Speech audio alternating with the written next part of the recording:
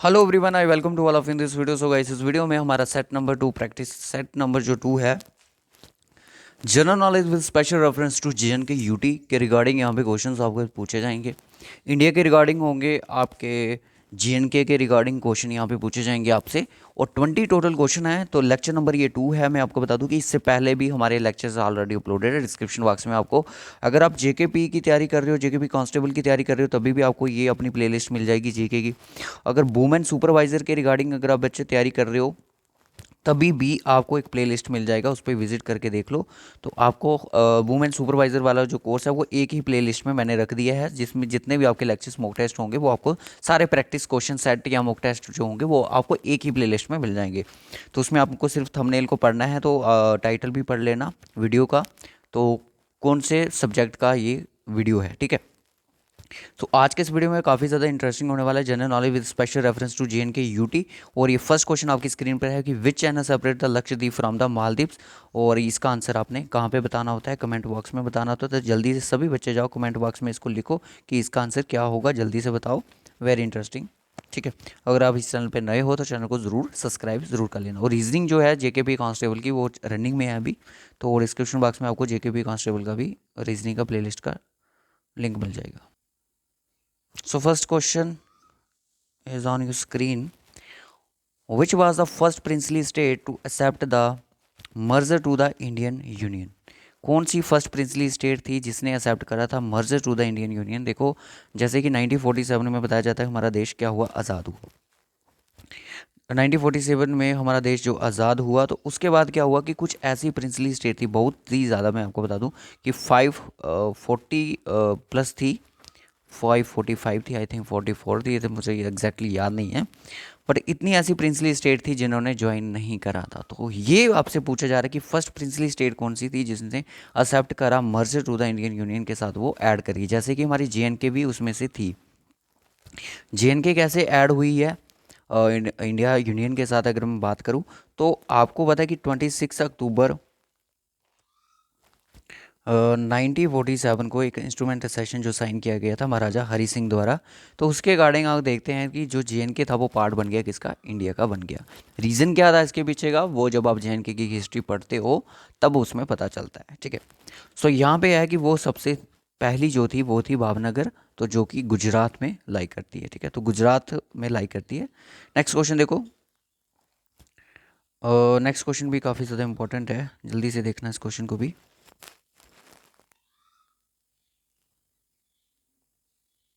ठीक है, कि which district of Jammu Kashmir is known as city of Sufis.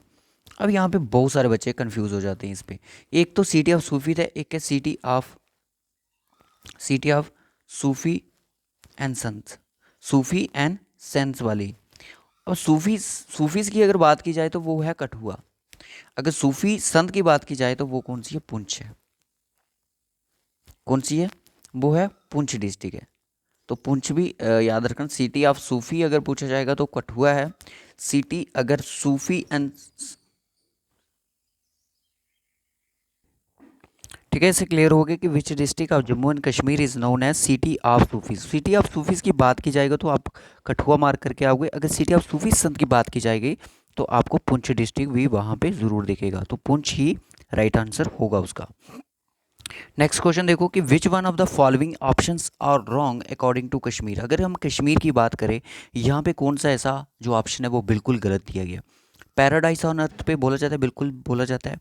Saffron town जो है वो लोकेटेड है कश्मीर में, बिल्कुल कश्मीर में है। कहाँ पे है, पुलवामा पैम्पोर में, okay.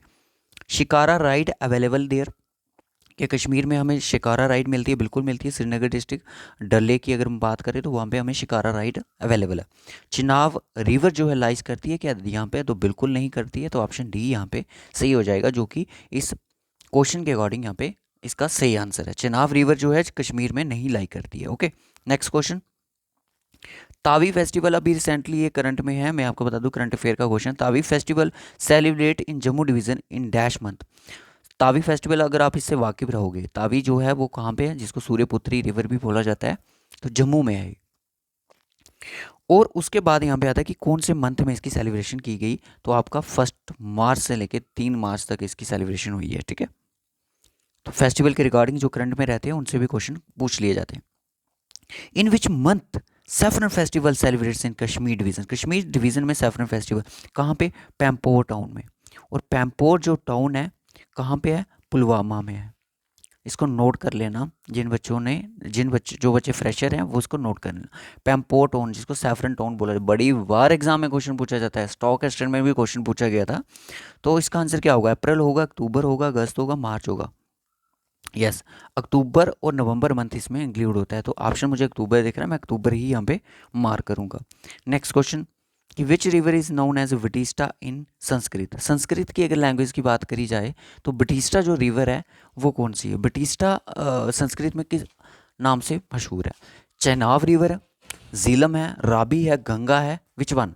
So right option is Jhelum river. Jhelum river को अगर मैं इसकी बात करूं, ग्रीक में अगर बात करूं तो उसको हाइडपसस भी बोलते हैं, क्योंकि एक बैटल भी हुई थी, वेट,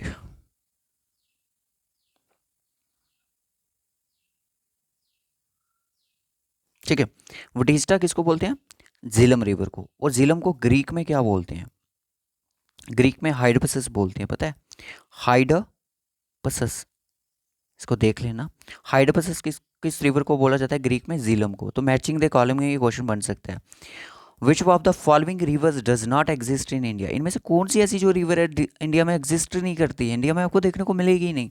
माही करती है, बिल्कुल करती है सर। ताप्ती करती है, बिल्कुल करती है। गंगा भी करती है। जंगतीजी नहीं करती है। जंगतीजी कहाँ पे, चाइना की रिवर है। ये कौन सी रिवर है, चाइना की रिवर है। नेक्स्ट क्वेश्चन, ककाटिया रुद्रेश्वर टेम्पल जिसको हम रमप्पा के नाम से जानते हैं, रमप्पा के नाम से। अब ये टेम्पल मैंने क्यों उठाया इंडिया का, सर आप बोलो कि बहुत सारे टेम्पल हैं। ये यूनेस्को, अगर आप पढ़ते हो यूनेस्को वर्ल्ड हेरिटेज साइट्स पढ़ते हो तो उसके रिगार्डिंग ये क्वेश्चन इंपॉर्टेंट बन जाता है। तो रमप्पा जो है वो तेलंगाना में है, ऑप्शन बी यहाँ पे सही आंसर। जो बच्चे बी मार्क करें बहुत बढ़िया आंसर उनका। और आपने मुझे बताना कि करंट में यूनेस्को हेरिटेज साइट्स कितनी है, तो ऑप्शन कमेंट बॉक्स में इसका आंसर आपने जो भी होगा वो आपने बताना है। शालबुग जो वेटलैंड है इन विच स्टेट या यूटी, अब इस तरह के क्वेश्चन भी एग्जाम में बनते हैं। आप बोलोगे कि सर नहीं बनते हैं, बनते हैं। अब देखो पूरा का पूरा पेपर टफ तो नहीं आएगा, ये आपने देखा होगा। जिस बच्चे ने नहीं भी पढ़ा होगा वो भी वहाँ पे आंसर मार्क करके आता है कि शैलबुग जो वेटलैंड है कौन सी स्टेट में है, यूटी में है इंडिया की। तो आप जम्मू कश्मीर वहाँ पे मार्क करके आओगे कि जम्मू कश्मीर में है शैलबुग। अब शैल जो है इसका आपने बताना कि कौन सी डिस्ट्रिक्ट में है, ठीक है। तो शैल जो है वो कौन सी डिस्ट्रिक्ट में है, वो गांधरबल में है, गांधरबल डिस्ट्रिक्ट में है। तो इसको ट्रिक होती है कि याद रखने की। और which was the first country to introduce the GST in GST system, कौन सी ऐसी फर्स्ट कंट्री थी जिसने जीएसटी को इंट्रोड्यूस किया, कनाडा थी, फ्रांस थी, ऑस्ट्रेलिया। देखो जो आपके सिलेबस के रिगार्डिंग टॉपिक नहीं है जीएसटी, अगर आपके सिलेबस में नहीं है तो आपको परेशान नहीं होना, स्किप करो क्वेश्चन को। तो फ्रांस थी सबसे पहले कंट्री 1954 को। Next question, dash publish the first newspaper in India name the Bengali gadget 1780 में।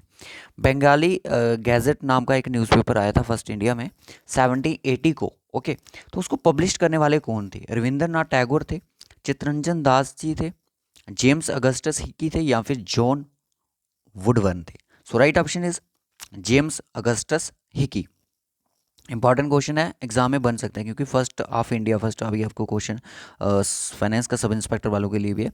Slogan, works of the world unite, workers of the world unite was associated to French revolution, Japanese revolution, Russian revolution, American revolution. So right option will be Russian revolution will be the answer. अब यहाँ पे question है कि who give the slogan Delhi चलो, दिल्ली चलो and, देखो दिल्ली चलो give me blood and I will give you freedom, तुम मुझे खून दो मैं तुम्हें आज़ादी दूंगा का ये जो स्लोगन थे, नारे थे, किसके द्वारा लगाए गए थे, यस एससी बोस द्वारा, यानी कि सुभाष चंद्र बोस द्वारा ये स्लोगन दिया गया था। So next one is first Indian to get the Nobel prize in physics, Nobel prize जो फिजिक्स में किसको मिला, वो मिला सर सीबी रमन को।